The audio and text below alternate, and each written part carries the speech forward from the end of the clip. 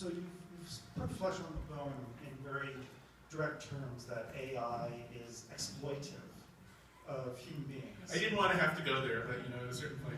Okay, no, that's great. Let me gently press back against it, because I don't see the same thing as you're seeing. I'll give you a couple of counterexamples, and I'll take your argument a little bit further.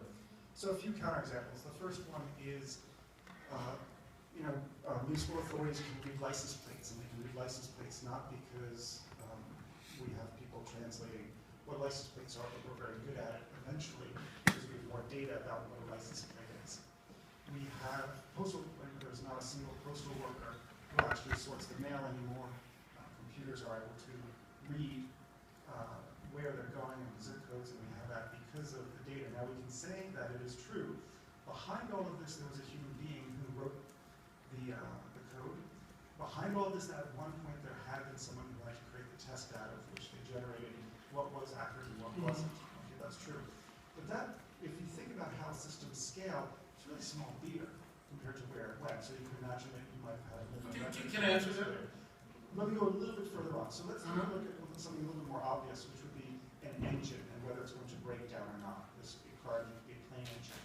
The data that's generated there is machine-based data. It's being looked at by a computer. I don't see the shadow of a human being, the touch of a person that needs to be remunerated when we find out whether an engine has its vibrations or its heat outside of the normal range, and therefore we can predict a breakdown before it happens, and so we can go in and do maintenance. So I would pose the question, are you opposed somehow to Wikipedia and open source as being exploitative as well? It's a big data issue insofar as people are giving discrete, small contributions that together add up to something very fundamentally big. The second this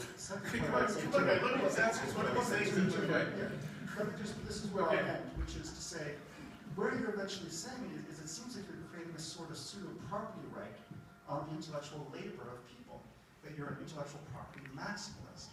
With the translators in your example, be getting a perpetual income royalty stream from the translation they may have done 30 years or 100 years before. Okay, so let me first, let's forget about, I'm going to go through your points one by one. Let's for a second forget about information systems and just classical economics. There's a thing called commodification. So what happens is, as our expertise about something and our infrastructure and our supply chains, everything starts to get matured for whatever it is, then the margins for that thing go down, right?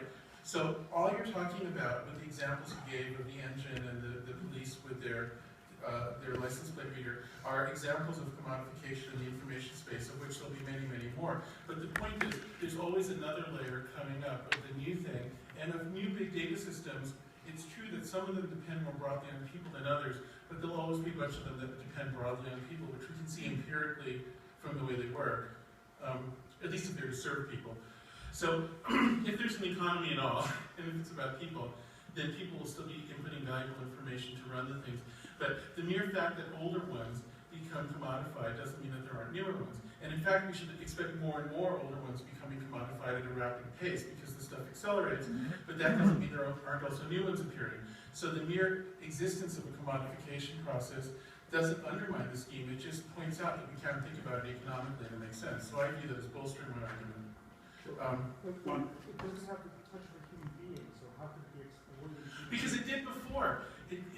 This is also true for coal or something. Like the original person who figured out coal had this really special thing that nobody else understood. It was like magical and worth a ton of money, and now it's like this commodity. It's just commodification. You have to get out of your ideology. You're hypnotized into this stupid thing. So then the next thing you brought up, and I'm sorry to push back, but I get very tough on this. Let's see, what was the next thing you asked about? I think the last thing was property rights, but wasn't there something before that? Wikipedia. Oh, the Wikipedia. So look, I could go on and on about the Wikipedia. I think there are a lot of issues with it and also with Linux. But here's the interesting thing. If you look at the distribution of contributors to the Wikipedia or to Linux, bell curve. You have a few superstars who contribute a lot. You have a few occasional people who are able to get a little bit in. Most of the people are in the middle. So if the Wikipedia was monetized, or if Linux was monetized, it would create a middle class. Similarly, the distribution of data made available between people on Facebook would make a middle class if it were monetized. So to me, these systems are signs of hope that, in fact, we can get an economy out of these things if we want it. And then as for intellectual property, Guy, I made up the anti-intellectual property thing a long time ago. I was there with Richard Stallman in the messy dorm room when he was like crying about losing his software. I've been there. It's just ideology. It doesn't matter one way or the other. Who cares?